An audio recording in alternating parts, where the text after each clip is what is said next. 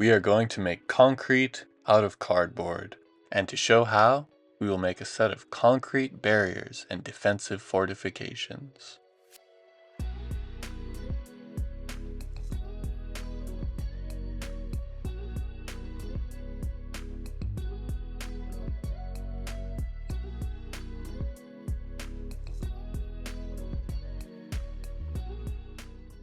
Hello there, my friends. On this channel, we have asked some odd questions, like can we turn cardboard into rocks and stones and caverns? Can we turn cardboard into trees, wood, and all the different things that we can make with them? Like some scavenged and burnt bridges. Can we turn cardboard into bricks and stones and use it to build ruins? And even, can we turn cardboard into water? The answer to all of these questions is yes. Yes, we can. So now we ask the question, can we make concrete out of cardboard? Let's find the answer together.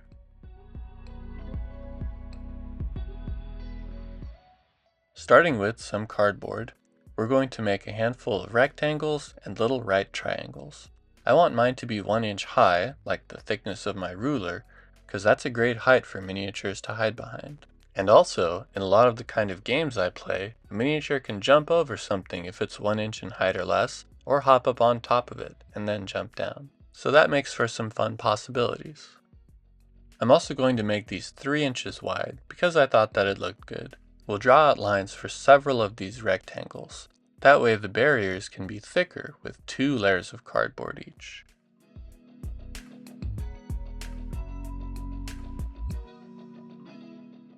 And for the right triangles that we'll use as feet so that our barriers can stand, we'll start by cutting out some 1 inch squares. After we've got 4 of each shape, we can take one of our squares and cut it in half to get 2 rectangles.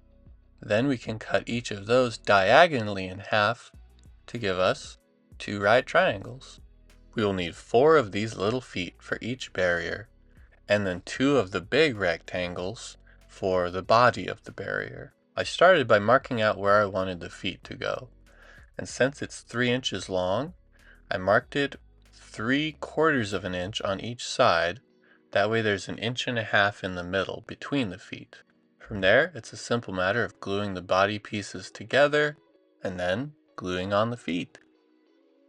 For the first one you make, take a little time and be sure that you get the feet somewhat straight on there, because you want it also to be at a right angle, perpendicular to the body of the barrier. And you want them to line up with each other, so take a little time, make sure they look good and that you're happy with it. And after that, especially if you're making a lot of these, you can just draw the lines on the body itself. You can put the glue on it directly and then just stick the feet on, especially once you get the hang of it. And that's it. You can see here the beauty of this design is that you can really arrange the barriers in any way and shape you like. You can connect them end to end seamlessly. And now we just patiently wait for them to dry.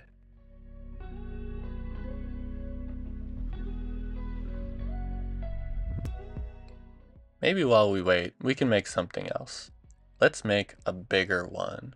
Let's make it 2 inches high. That way it doesn't just serve as cover, but miniatures can also completely hide behind it. Now I accidentally made this one 3 inches wide. I meant to make it 4 inches wide. I made all my other ones 4 inches. But for the one I did in this video, filming it, I made it 3 inches wide. And that's okay, a little variation's alright. Just so that you know, I think the 4 inches wide one, when it's 2 inches high, I think that looks a lot better. Anyway, to make the feet for it, instead of making 1 inch squares, we made a 1 inch by 2 inch rectangle, and then cut that in half diagonally to give us big feet that are still the same height as our barrier. After gluing the pieces together, I then took some of our little feet and glued them onto each side of the big feet. That way it's thicker and cooler looking. And as it turns out, the feet can already stand on their own, so that's nice. Standing on their own is a good sign of future stability. I probably shouldn't think too much about that statement and its implications towards my own life. Anyway, after we've got the feet glued on, this piece is also done. and we can see that it will work swimmingly in combination with our other barriers. And now we wait for the big one to dry. After patiently waiting for these pieces to dry, we will now add detail to them and really transform them from cardboard into something more. What we're going to do in this video is use what I call texture paper. And I made a whole separate terrain techniques video about using texture paper, so you can check that out afterwards if you want to look more into it. I've had people ask specifically what kind of glue do I use for this. So there it is. It's just the cheapest big thing of white glue, also known as PVA glue in other parts of the world, depending on where you're from. And yeah, that's what I use. You start by holding on to a bit of the model and painting glue over all the rest of it. Then you attach your piece of the paper, paint glue on the rest of it, the little parts you were holding on to, and then cover it up with it. We want the whole barrier to be wrapped up in our texture paper, because this is what will really turn it from cardboard into concrete. After the barriers are wrapped up in the texture paper, we'll take a little bit of water to dampen our brush and mix it in with the glue. That way we use watered down glue on this. Because this kind of paper is meant to sort of disintegrate in water. It really activates the texture and the glue then holds it together when it dries. This almost turns it into sort of a putty, and I switched to my stiffer paintbrush because I've used that one a lot and I think it's better for sort of sculpting the texture almost, because you can stipple it in there, you can move it around a little bit, and you can just have fun with it and do whatever you want really. It's almost like painting in 3 dimensions. And once it's all dried, you can really see the effect that our texture paper has had on our little cardboard barriers. This is a really good technique and I recommend it a lot. Some of your parts might need another little layer to hide the corrugations, hide the cardboardiness. And if that's the case, just do it again. Add on a little bit where needed, and do that until you're happy with it. This is your project after all. You're taking something that would typically go in the garbage and making it into your own pieces of terrain to have on your game board and tabletop to spark your imagination and decorate your battlefields of the near and far future, or possibly a long time ago in the distant past. So build and detail them to the level that you're happy with. After they're all dried and I was satisfied with the details, I painted them all in a mixture of black paint, that same white glue, and a little bit of water to thin it down so it will really go into all the recesses and cover all of the details. I held on to the feet on one side so that we could have a wet side and a dry side. We laid the dry side down, and when the wet side became dry, we wetted the old dry side. Much like baking, terrain making is a process of taking things that are dry, making them wet, and then taking wet things and making them dry again. This mixture of black paint, glue, and a little bit of water works not only to strengthen and harden our model, but also as a primer. And so with this black base layer, we're going to take some white paint and a very soft, brushy brush, and we're going to use a dry brush technique on it to highlight all of the details we made. When you're doing a dry brush, you load up some paint onto the tip of the bristles, and then you rub most of it off onto something like a piece of cardboard. The paint doesn't sort of soak in and saturate everything, it only leaves the pigments that remain on the raised details. And this gives us this sort of look. It shows us where all of the little details are. It shows us how well the work we did with the texture paper turned out. And it makes it perfect for the painting technique I use. But if you're someone like me who for a very long time was intimidated by painting, this looks pretty good and would work very well on your tabletop for some really fun terrain. However, in this video we are going to paint these. I have come up with some really easy ways to make them look fantastic. If you want, you can also add some battle damage, bullet holes, little bits carved away. The one final thing I want to emphasize is that as a result of the texture paper, these pieces of terrain, these barriers are very durable and very strong. And if you're someone who plays with your terrain, this is exactly what you want. When it comes to painting terrain, This year I've been using a new technique of painting with very, very thin down paints, what some might call something like painting with washes. So to begin, we'll mix up a light gray and we'll use our water to thin it down very much until it's almost translucent. We'll start by painting a very thin layer, a very light layer of this all over the entire model.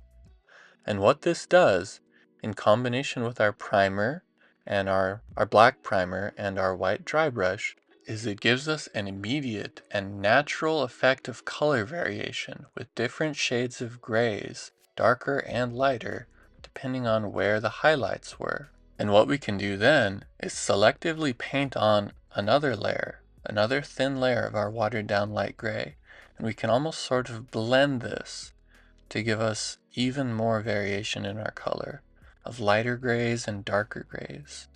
Because concrete is never really just a flat uniform color.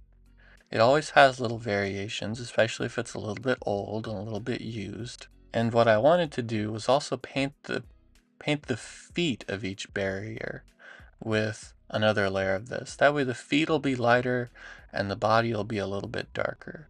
The little variations in color and shades make something much more interesting when you look at it. After you're satisfied with your grays, we'll then take a white or off-white paint and use our same dry brush technique to lightly brush a few more highlights on the areas that we already have with a lighter gray. We want to leave the darker areas darker and highlight the lighter areas. And now this gives us a variation in shades from white to very light gray and then all the way down to very dark gray. To finish, we're going to use our black and brown paints to apply a traditional wash. This is a technique where we use very thin down paints again, but we use it selectively to add emphasis and detail, like with this super thin brown to imply things like mud and dirt on places where the barriers would touch the ground. Then we can take our black paint, thin it down just the same, and use it to add even more emphasis of dampness and water damage, putting it just on the edges of the brown. And then if any of your gray turned out kind of flat, you can add it on there too, and it'll liven it up quite a bit. I ultimately decided to put it on both sides of the feet of each of the barriers because I really liked how that turned out. This might be the quickest and easiest project that I have ever made. I designed these barriers with futuristic, science fiction-y, alternative-y kind of games in mind, like something like Warhammer 40,000 and its universe. I don't actually play Warhammer, at least I haven't this millennia, but I really enjoy the aesthetic. I like the stories a lot. I love a lot of the miniatures. And to me, these seem like a perfect piece of terrain you can use to build fortifications, defenses. Especially when you combine it with the big pieces, you can build little outposts. I like to think these are something like quick deploy defenses. Like you just arrived on some hostile world and you have to set up a little defensive position. So while I don't play Warhammer, I would absolutely use these in games like Stargrave and Forbidden Psalm: The Last War. And whatever games you play, I had a thought the other day, that what if you don't have a lot of space for terrain? What if you only really have maybe a shoebox worth of space? Granted, I do have big feet, but this is an awesome set of terrain that can make a lot of a battlefield and only takes up a little bit of space. And I guess that leaves us with a lot more space in the shoebox. So I've been working on ideas for more of this kind of terrain and things we can use to build up our little battlefield in a box. The last few months for me were pretty hectic, but things are starting to calm down and I've got a lot more on the way. So if this is your kind of thing, grab some of your friends, start making some defenses, and jump in a trench and behind some barriers and have fun. Thank you very much for watching, my friends, and take care until next time.